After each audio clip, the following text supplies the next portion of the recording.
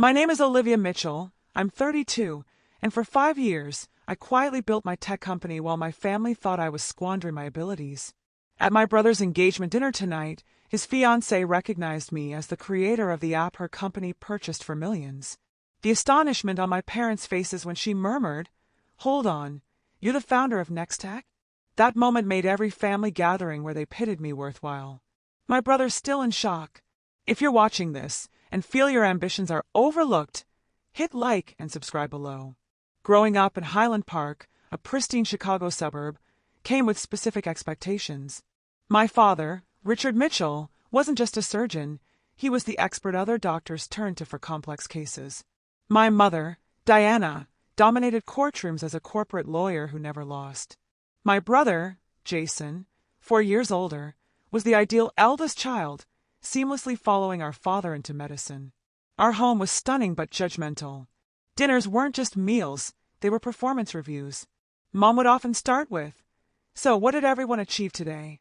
Jason always had something notable: perfect grades, science fair wins, or volunteer hours at top hospitals. When my turn came, my responses never quite hit the mark. "I made a website for fun," I said at 15, proud of learning HTML and CSS over a weekend. "That's sweet, dear," Mom replied, her smile polite but distant. "But shouldn't you focus on debate team prep? Colleges value consistent effort, not pastimes." Dad would nod, already asking Jason about his biology project. The message was clear. Computers were trivial.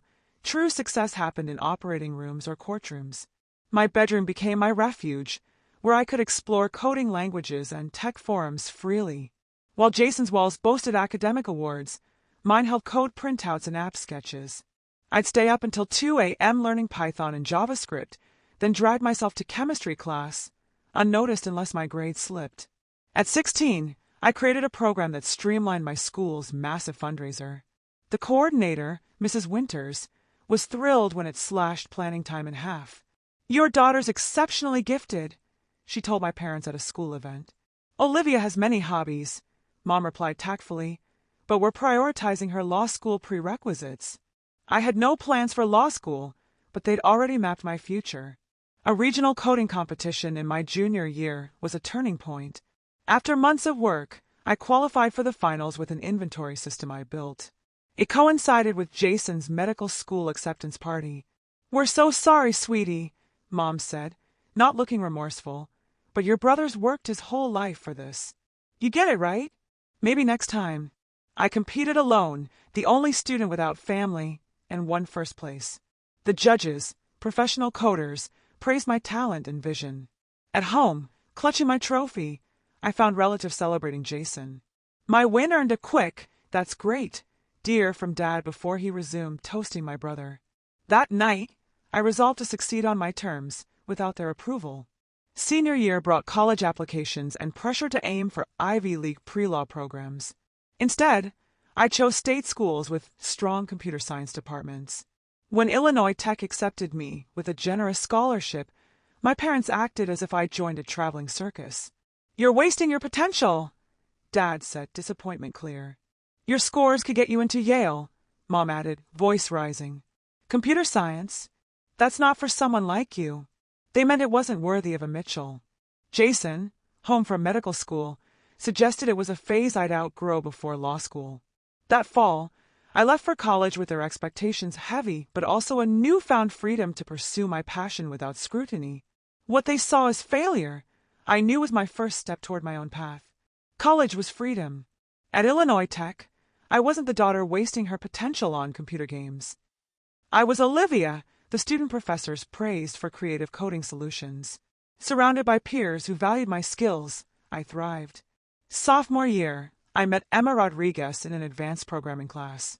While others struggled with the final project, we finished early, adding extra features for fun. Over late-night coffee, we discussed technology's potential. "Healthcare's broken," Emma said, citing her mother's lupus misdiagnosis. "Doctors save lives but can't communicate effectively." That sparked an idea. Over a week, we sketched a platform to transform medical information flow.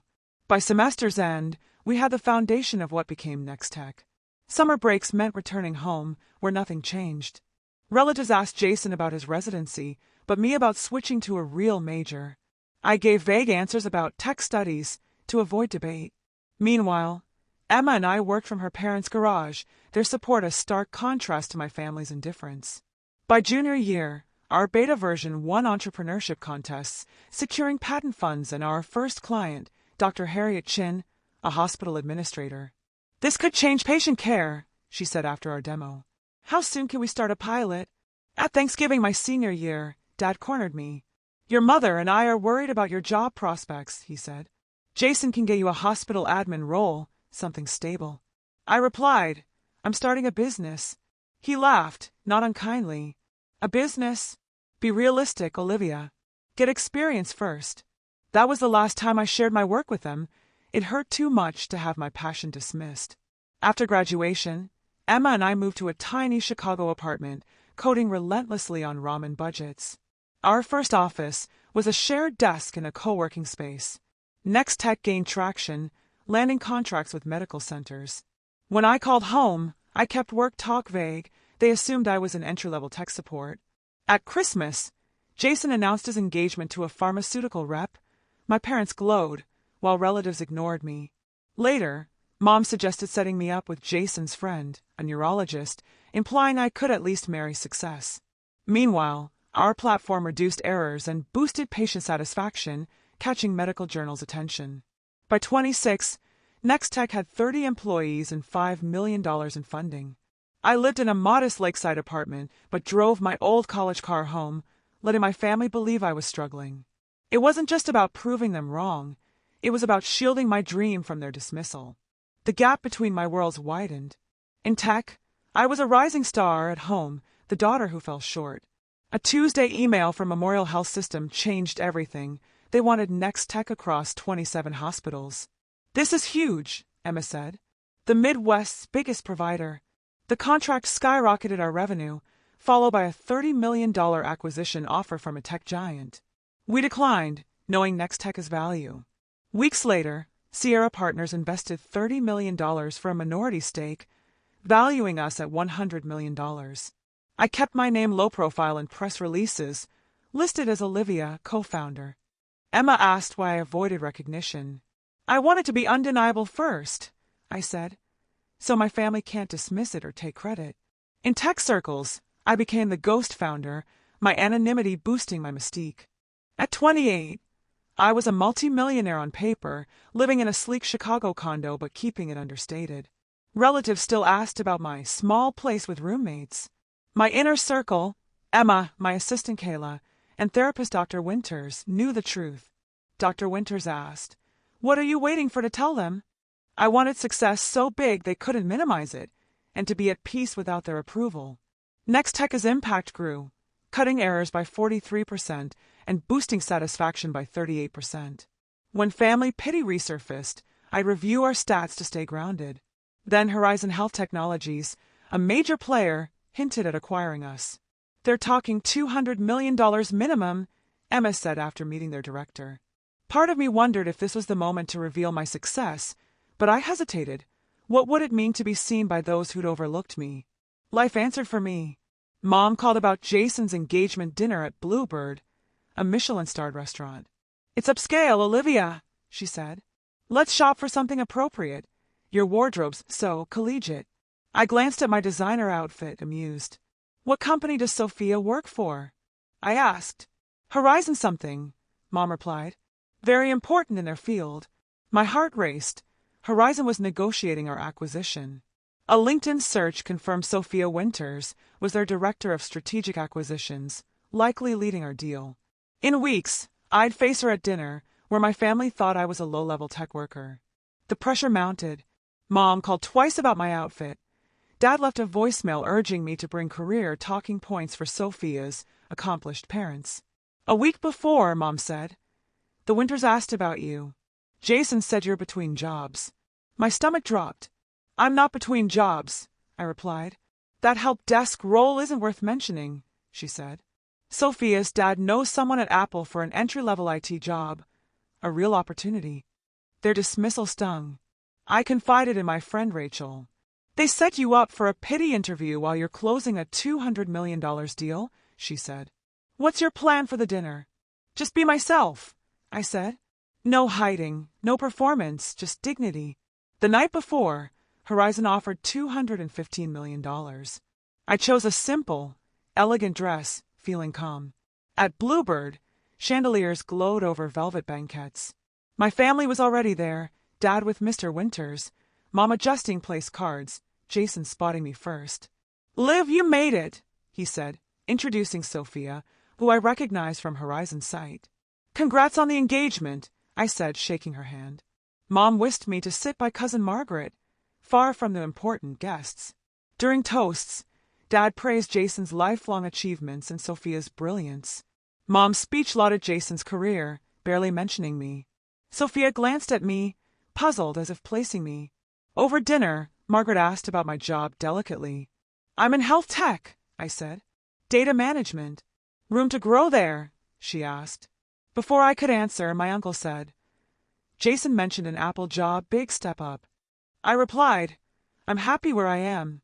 Dad chimed in, no shame in taking help to start somewhere reputable. Sophia's gaze sharpened. During a pause, she said, Olivia, is your last name Mitchell? The table quieted. Of course, Jason said, confused. Sophia's eyes widened. You're Olivia Mitchell from Nextech? The moment I dreaded and awaited arrived. Yes, I said. You're the founder? Sophia set down her fork. The one we're... She stopped, aware of the setting.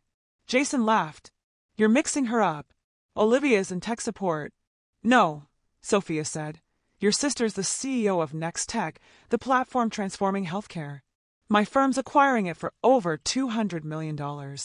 Silence. Dad's glass froze midair. Mom clutched her necklace. Jason's jaw dropped. Is this true? Dad asked. Yes, I said. Emma and I started Nextech 6 years ago. We have 70 employees and serve 300 facilities. Why keep this from us? Mom asked, stunned. Before I could respond, Sophia said, Your platform cut errors at Boston General by 62%. It's why we're paying a premium. My family stared, seeing a stranger. Relatives who'd pitted me now sought investment tips. Mom claimed she always saw my talent. Dad said he bragged about his tech entrepreneur daughter. Jason stayed quiet, processing. I remained composed, no longer craving their approval. Later, Sophia apologized for the awkwardness. Your industry reputation's incredible, the ghost genius, she said. Now I see why you stayed private. Mom grabbed my arm as we left. We need to talk, Olivia, properly.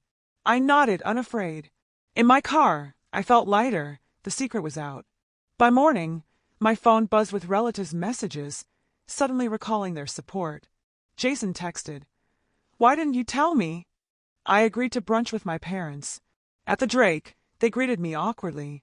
We're so proud, Mom said, citing Nextech as awards. Why hide this? Dad asked. You dismissed my work as a hobby, I said. It was easier to stop sharing. We wanted the best for you, Mom protested. You wanted me to fit your mold, I said. When I didn't, you saw failure. Dad claimed their pressure motivated me. Do you remember suggesting a hospital job? I asked. Or Mom's Apple interview. They squirmed. The conversation was tough but needed. They were trying, but old habits lingered. That evening, Jason visited with wine. I've been a jerk, he said. I liked being the successful one. I never asked about your work, really asked. No, you didn't, I agreed. I'm sorry, he said. What you've built is incredible. We talked openly for the first time, trading ideas as equals. He admitted Sophia admired me, hoping we'd be friends. I'd like that, I said. Post-acquisition, I led Horizon's innovation division. Monthly dinners with Jason and Sophia became cherished. My parents tried. Dad explored our platform. Mom admitted pride despite not understanding tech. Small steps. Sophia bridged my worlds, explaining tech to my family. The acquisition made Emma and me semi-millionaires. Press releases named me fully, ending my ghost era. 6 months later, life settled. Nextech operated globally, and I mentored young women in STEM, sharing resilience lessons. My family relationships evolved, still imperfect, but real. I'd learned to validate myself, a stronger foundation than any deal or approval. If my story resonates, comment below with your own moments of self-belief. Share this with someone who needs it, and subscribe for more stories of forging your own path.